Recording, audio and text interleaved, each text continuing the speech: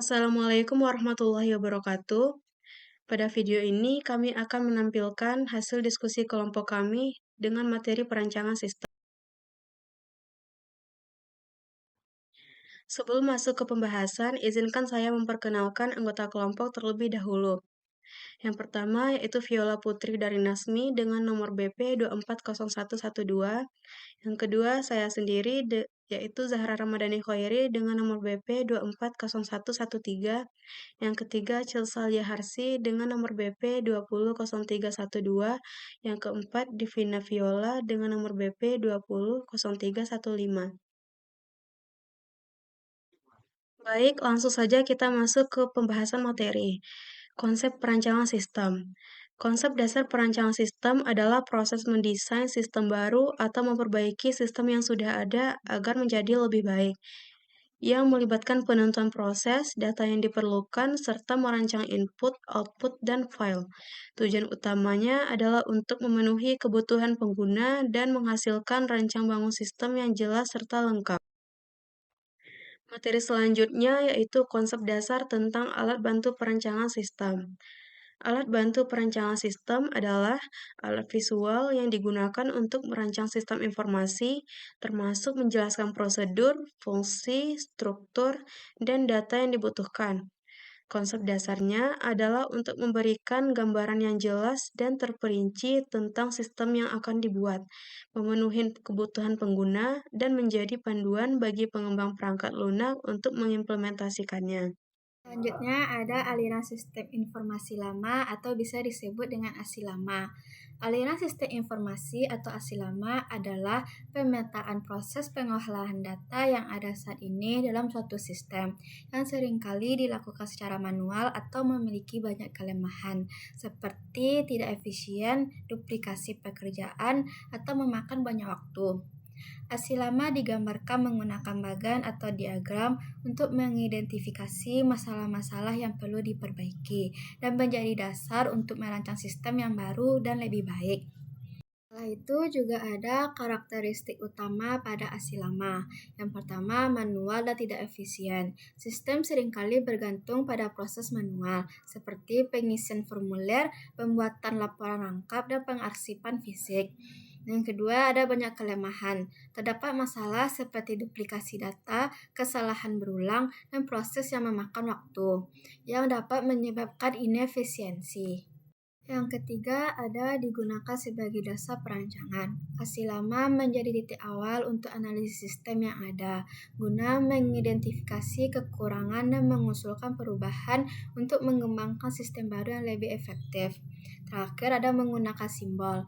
ASI digambarkan menggunakan simbol-simbol tertentu untuk menggambarkan aliran data, proses, dan dokumen seperti yang dijelaskan dalam beberapa panduan sistem informasi.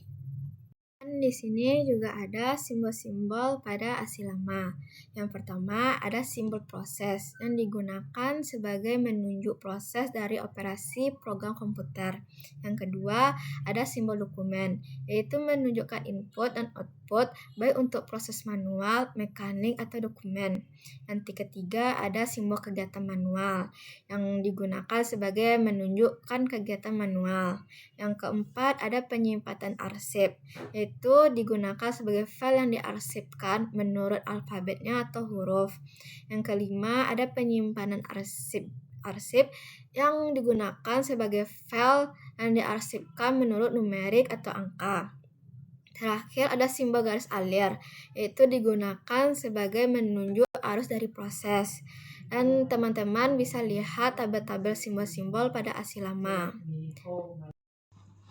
Selanjutnya ada simbol-simbol ASI lama, yaitu seperti kegiatan manual, proses, dokumen, kartu plong, pita magnetik, hard disk, disket, display, penghubung, garis alir, start, inisialisasi, keputusan, dan input-output. Selanjutnya, alat bantu utama dalam ASI lama. ASI lama umumnya digambarkan menggunakan data flow diagram atau DFD. dan alat pendukung lainnya seperti DFD, Data Flow Diagram, menunjukkan aliran data dan proses dalam sistem. Yang kedua, Kamus Data atau Data Dictionary, menjelaskan detail tentang data yang digunakan di DFD, seperti nama data, isi, tipe, dan sumber. Yang ketiga, Flow Map, peta aliran dokumen, menjelaskan arus dokumen secara fisik dalam organisasi. Yang keempat, diagram konteks level tertinggi dari DFD yang menggambarkan hubungan sistem dengan entitas eksternal. Selanjutnya, ada tahapan analisis ASI lama. Yang pertama ada studi awal sistem atau mengidentifikasi sistem yang sedang berjalan. Yang kedua, menggambarkan DFD atau membuat diagram konteks dan DFD level 1. Yang ketiga, menyusun kamus data atau mengidentifikasikan setiap aliran data. Yang keempat, evaluasi sistem lama, mencari masalah atau kelemahan sistem. Yang kelima, menyusun rekomendasi sistem baru. Selanjutnya ada level DFD dalam ASI lama. Yang pertama, diagram konteks level 0 atau gambaran sistem secara keseluruhan hanya satu proses utama. Yang kedua, DFD level 1 menjabarkan proses utama menjadi beberapa subproses. Yang ketiga, DFD level 2 dan seterusnya, menjabarkan subproses lebih rinci lagi sampai jelas seluruh aliran datanya. Selanjutnya, kelebihan dan kekurangan ASI lama. Kelebihan yaitu pertama, mudah dipahami karena fokus pada aliran data. Yang kedua, cocok untuk sistem manual atau semi komputerisasi.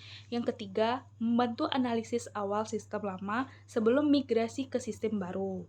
Kekurangannya, yang pertama yaitu tidak menunjukkan bagaimana data disimpan secara rinci. Yang kedua, kurang efektif untuk sistem besar dan kompleks. Yang ketiga, tidak mendukung pemodelan berorientasi. Yang kedua, contoh kasus perancangan sistem informasi pemesanan makanan dan minuman berbasis web pada restoran Lamongan Cahaya. Yang pertama, latar belakangnya. Pencatatan dan pengelolaan data pemesanan makanan di restoran Lamongan Cahaya masih dilakukan secara manual menggunakan alat tulis dan kertas. Cara ini sering menyebabkan pesanan tumpang tindih, keterlambatan pengantaran, serta kesulitan pemilik dalam memantau data penjualan karena tidak terkomputerisasi. Dengan meningkatnya kebutuhan akan pelayanan cepat dan akurat, dibutuhkan sistem informasi berbasis web agar proses pemesanan makanan dan minuman dapat dilakukan dengan efisien, mengurangi kesalahan pencatatan, serta mempercepat proses penyampaian informasi antara pelanggan, pelayan, dan kasir. Selanjutnya, rumusan masalah. Bagaimana sistem pemesanan di restoran Lamongan Cahaya berjalan saat ini? Apa saja kendala yang muncul pada sistem manual tersebut? Yang ketiga, bagaimana merancang sistem informasi pemesanan berbasis web untuk meningkatkan dan akurat data? Yang keempat, cara pengumpulan data. Observasi, mengamati langsung proses pemesanan data transaksi di restoran untuk mengetahui alur kerja dan kendala sistem manual. Yang kedua, wawancara, melakukan wawancara dengan pemilik restoran dan karyawan. Yang ketiga, studi pustaka, mengumpulkan referensi dari jurnal dan penelitian terdahulu terkait sistem informasi pemesanan berbasis web. Yang kelima, analisis sistem yang sedang berjalan. Konsumen datang memesan makanan atau minuman. Waiter mencatat pemesanan di form order kertas. Yang ketiga, form diserahkan ke dapur untuk disiapkan. Yang keempat, kasir studi pustaka, mengumpulkan referensi dari jurnal dan penelitian terdahulu terkait sistem informasi pemesanan berbasis web. Yang kelima, ada analisis sistem yang sedang berjalan atau ASI lama. Yang pertama, konsumen datang dan memesan makanan dan minuman. Yang kedua, waiter mencatat pesanan di form order kertas. Yang ketiga, form diserahkan ke dapur untuk disiapkan. Yang keempat, kasir menghitung total pesanan dan membuat bill. Yang kelima, waiter menyerahkan bill ke konsumen. Yang keenam, konsumen membayar ke waiter. Yang ketujuh, kasir memverifikasi pembayaran dan mencetak struk 2 rangkap. Yang kedelapan, administrasi menyusun laporan penjualan berdasarkan arsip struk. Selanjutnya ada flowchart untuk aliran sistem yang sedang berjalan ASI lama. Yang pertama, start. Setelah start, ada konsumen datang dan memesan makanan. Setelah itu waiter mencatat pemesanan di form order kertas, dan setelah itu ada form ordernya. Form diserahkan ke dapur untuk disiapkan, dan setelah itu kasir menghitung total pemesanan dan membuat bill. Setelah itu